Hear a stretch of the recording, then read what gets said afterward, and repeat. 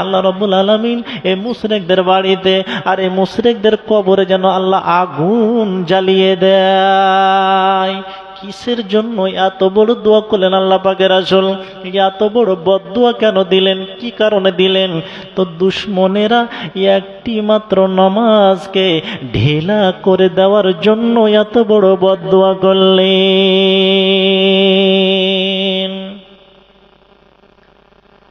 প্রাণপ্রিয় ভাই, তাইলে আপনি চিন্তা করুন, আল্লাহ পাকের রাসূল জীবনে কোনোদিন নামাজ ছাড়েননি। খালি নামাজটা ঢিলা হয়েছিল কিসের কারণে? দুশমনদের কারণে। তার জন্য এত বড় বদদুয়া। আমরা কতবার ছাড়ছি নামাজ? হিসাব আছে? দিন আপনাকে কয়বার ডাকে মুয়াজ্জিন? হাইয়া আলাল ফালাহ,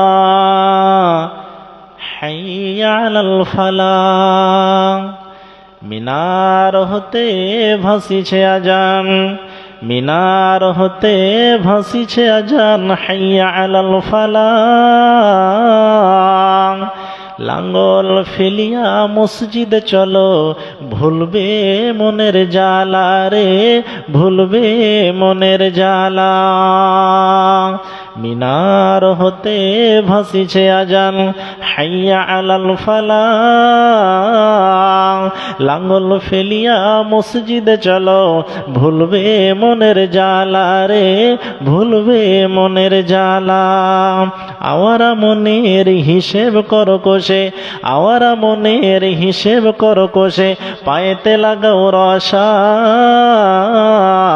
হাইরে মানুষের মিটল না আশা, মানুষের মিটল না আশা।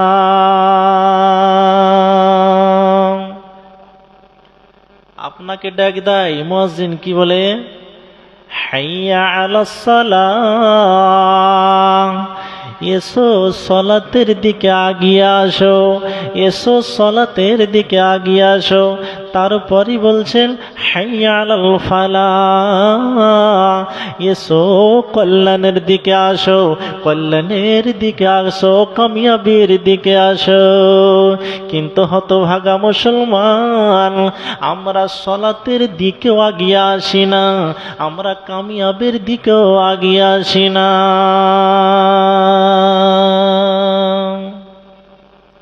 কখন আসবেন?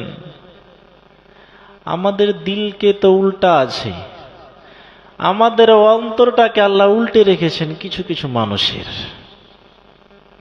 একদম নবীজি বলছেন যে কিছু মানুষের অন্তর উল্টানো আছে। একটা বোতল দিবেন তো।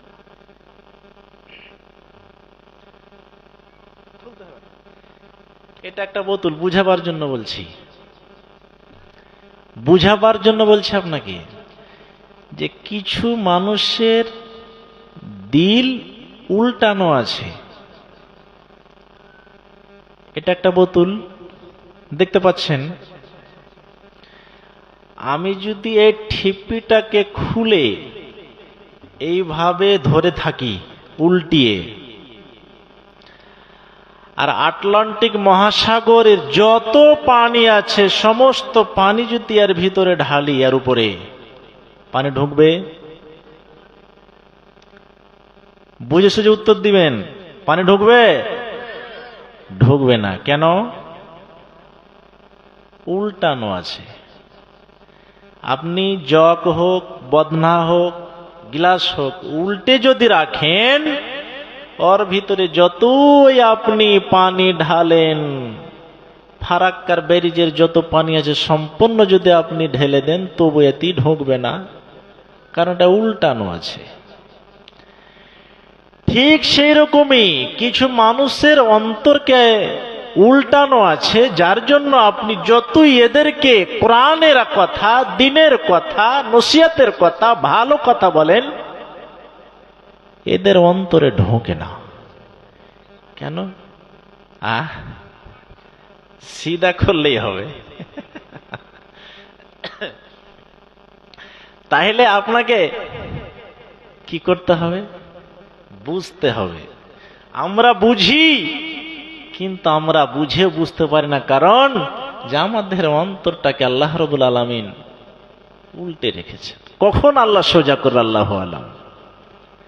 তাহলে আপনারা বছরে 52টা জুমার খুতবা শুনছেন, মিনিমাম 1 ঘন্টা করে বছরে 20-30টা জালসা শুনছেন, তারপরে কই মানুষ হেদায়েত হচ্ছে? হেদায়েত তো হয় না। কেন? আমাদের অন্তর উল্টানো আছে। এই জন্য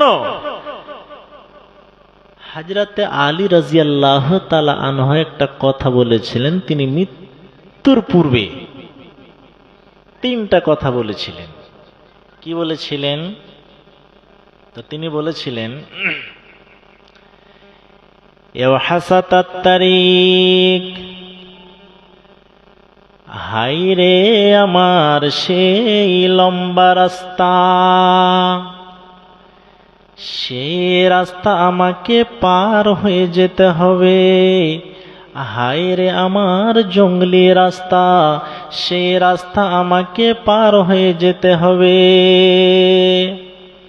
তারপরে বলছেন, ইয়া বু'দাস সফর, হায়রে আমার লম্বা সফর, সেই সফরে আমাকে যেতেই হবে, সেই সফরে আমাকে যেতেই হবে। তারপরে বলছেন, ইয়া কিল্লাত আমালি, হায়রে আমার অল্প আমল, সে আমল দিয়ে আমি কিয়ামতের দিন আল্লাহর কাছে আমি নাজাত পাবো কিনা। আপনি একটু চিন্তা করুন তো বাবা, যে এত বড় সাহাবী, জান্নাতি সার্টিফিকেট পাওয়া সাহাবী, তিনি মরবার পূর্বে বলছে, ইয়াহসাতাত তারিক, হায়রে লম্বা সফর, সেই জঙ্গলি রাস্তা, সে রাস্তা আমাকে যেতে হবে, সে রাস্তা দিয়ে আমাকে পার হয়ে যেতে হবে। ইয়া বু'দাস সফর, হায়রে আমার সেই লম্বা সফর, সেই সফর আমাকে যেতে হবে। তারপরে বলছেন, ইয়া কিল্লাত আমালি, হায়রে আমার অল্প আমল, সেই আমল দিয়ে আমি নাজাত পাবো কিনা, সে আমল দিয়ে আমার মালিককে আমি সন্তুষ্ট করতে পারবো কিনা। আপনি চিন্তা করুন।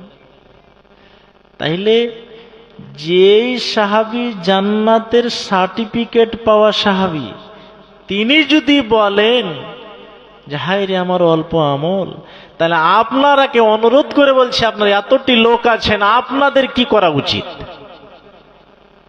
আপনাদের কতবার মালিককে ডাকানো উচিত? আপনাদের কতবার ভাবানো উচিত?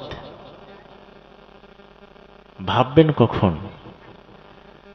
ভাববেন কখনে? ভাবতে ভাবতে ভাবতে ভাবতে কোন হুড়ুস করে কবরে চলে যাবেন, ভাবা শেষ হবে না। আল্লাহ পাকের রাসূল যখন আসমানের সফরে গেলেন, তখন 10 জন সাহাবীর জান্নাত দেখে আসলেন।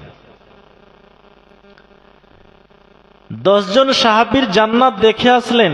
আল্লাহ পাকের রাসূল যখন ফেরত আসলেন, তখন মসজিদে নববীতে বলছেন ফজরের টাইমে যে আমি 10 জন সাহাবীর জান্নাত দেখে আসলাম। তো এখানে আবু তালেবের বেটা আছে কি? তখন উনি বলছেন, জি আল্লাহ পাকের রাসূল, আছি। আল্লাহ পাকের রাসূল বলছেন, তোমার জান্নাত আমি দেখে আসলাম। আলী বলছেন, আল্লাহ পাকের রাসূল, আপনি কেমন আমার জান্নাত দেখে আসলেন, একটু বর্ণনা করে আমাকে শোনান। তখন আল্লাহ পাকের রাসূল বলছেন, কি বলছেন? হে আলী, তোমার জান্নাত এবং আমার জান্নাতখানা সামনাসামনি থাকবে। তোমার জান্নাত আমার জান্নাত সামনাসামনি থাকবে, মাঝখানে একটা রাস্তা থাকবে, আমার জান্নাতের যখন জানালা খুলবো তখন আমি তোমাকে দেখতে পাবো, তোমার জান্নাতের যখন জানালা খুলবে তখন তুমি আমাকে দেখতে পাবে, আমি যখন খুলবো তোমাকে দেখতে পাবো, আর তুমি যখন খুলবে আমাকে দেখতে পাবে। এত কাছাকাছি তোমার আর আমার জান্নাত দেখে আসলাম।